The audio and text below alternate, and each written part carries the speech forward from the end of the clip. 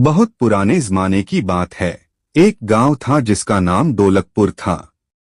यह गांव अपनी खूबसूरती के साथ साथ एक खौफनाक राज भी अपने भीतर छुपाए हुए था। गांव के किनारे एक घना और अंधेरा जंगल फैला हुआ था और उसी जंगल के बीचों बीच एक सुनसान टूटा फूटा घर खड़ा था। कहा जाता था कि जो भी उस घर के अंदर गया वह कभी लौटकर नहीं आया। लोग सूरज ढलने से पहले ही अपने दरवाजे बंद कर लेते थे और बच्चों को सख्त हिदायत देते थे कि उधर जाने की भूल न करें। अली नाम का एक दुबला पतला लड़का भी उसी गांव में रहता था। अली बहादुर नहीं था, वह छोटी छोटी बातों पर भी डर जाता था। वह अक्सर अपने सपनों में उस डरावने घर को देखता और हर बार पसीने से भीगा हुआ जाग जाता था। एक रात जब आसमान पर काले बादल छाए हुए थे और हवाएं अजीब सी सरगोशियां कर रही थीं, अली अचानक गायब हो गया। गांव में हड़कंप मच गया।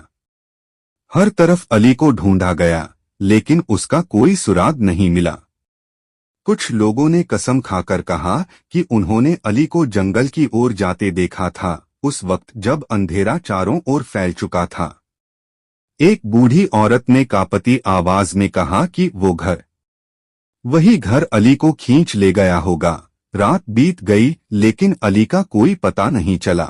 फिर कुछ दिनों के बाद गांव वालों ने जंगल की तरफ से अजीब अजीब आवाजें सुननी शुरू कर दी, कभी किसी बच्चे के रोने की, कभी किसी के हंसने की, लेकिन ये आवाजें इंसानों जैसी नहीं लगती थीं।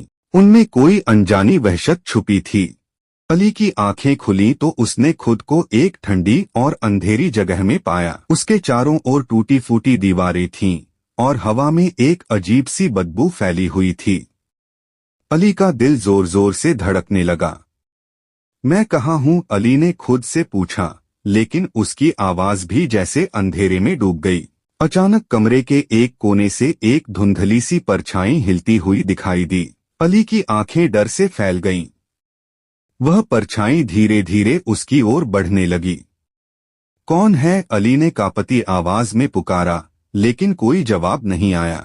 बस एक ठंडी सी फुसफुसाहट सुनाई दी, तुम्हें वापस जाना है तो परीक्षा पूरी करनी होगी।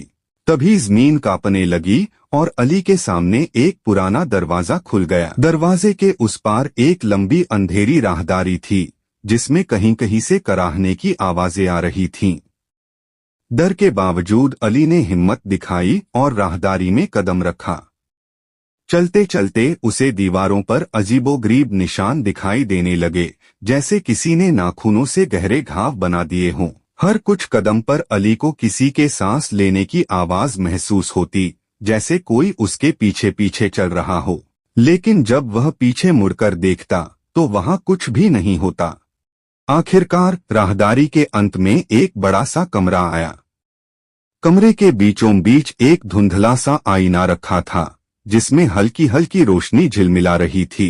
अचानक आईने में अली ने अपना अक्स देखा, लेकिन अक्स में उसका चेहरा नहीं था, बल्कि एक भयानक विकृत चेहरा दिखाई दिया, जो हल्की हल्की मुस्कान के साथ उसे घूर रहा था।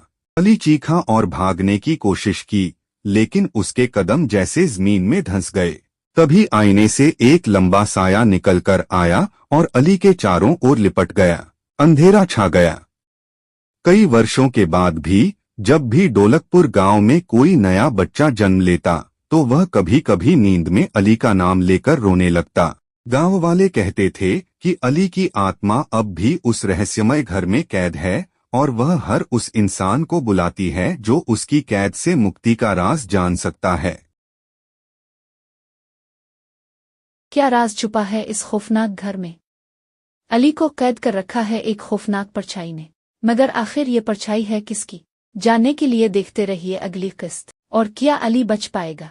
अगर आप किस्त नंबर 2 जल्दी देखना चाहते हैं तो कमेंट में लिखिए एपिसोड 2 और चैनल को सब्सक्राइब करना ना भूलें।